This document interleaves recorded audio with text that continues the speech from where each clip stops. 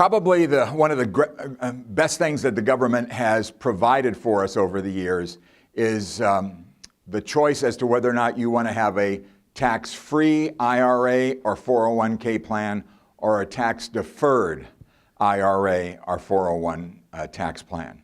Makes a lot of sense to me. There are a number of different things that are involved here. And for the most part, when most of you, perhaps when you started opening your retirement accounts, you went with the traditional account, which is the tax-deferred account. What's that mean?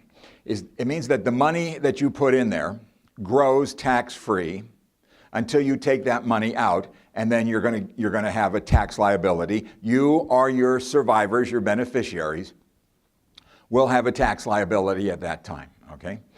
Which basically means that you're going to be leaving your money in there growing tax deferred, and the longer it stays in there, the more hopefully it will be earning and growing, so that when you take it out, there will be a bigger tax obligation due, okay? There's a study that has been done by the University of California, I think UC Davis, of all places, did this study, and they did the study, and it was called The Cruel Hoax of Tax Deferral. Okay? Tax deferral is not a good thing. It's not a good thing. Because, well, first of all, let me just ask a question, and I always try to read the crowd to get your thoughts on this. Just show of hands, how many of you believe that 20 years from now, taxes will be lower than they are now? Could we see a show of hands? Is this thing on? Okay, so what you come down to is a situation that the longer you leave your money in there, obviously you're going to have a bigger amount of money growing that will be taxed at a rate probably higher than it is right now. Okay, so tax deferral, bad. Tax-free, good. Okay, and that's where we got the Roth IRA, the Roth 401k that came along as well. The trade-off with an IRA is that you put your money in a traditional IRA, and you're able to deduct from your income that year, thank you. You'll be able to deduct from your taxable income that year the amount of money you put into the IRA.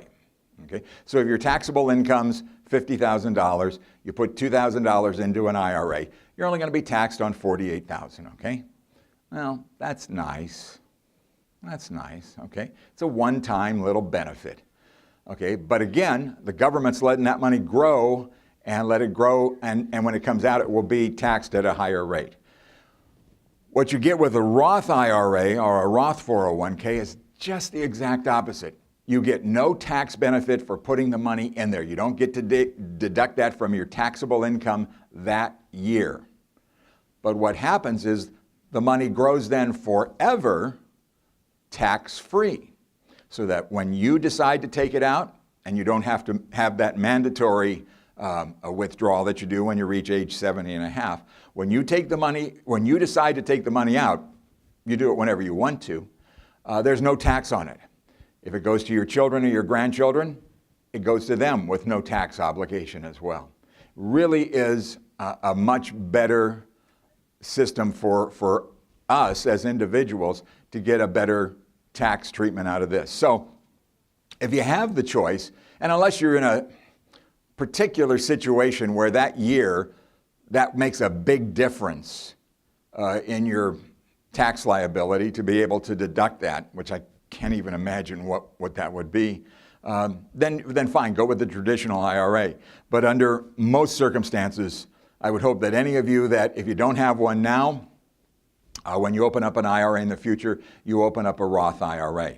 Now, another thing that you're going to hear about as we get closer and closer to April 15th is the opportunity to convert a tax-deferred IRA over to a Roth IRA, which you're going to have to do. The problem with that is that it is a taxable event. When you take that money out of the tax-deferred IRA, Uncle Sam and Governor Jerry are going to be standing right there, okay? And they're going to want their share. But then you move it into a tax-free Roth IRA, and you'll get tax-free growth the rest of the way. So get some advice from a good tax advisor on something like that, because it is a wee bit complicated. You know, it's not really complicated, but it is a little bit.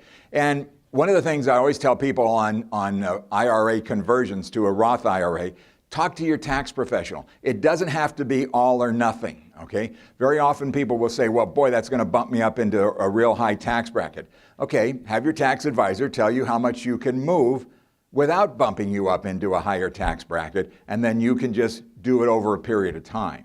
It doesn't have to be all at one time. You've got that option going for you there. So there's a lot of different opportunities there, a lot of different things for you to think about.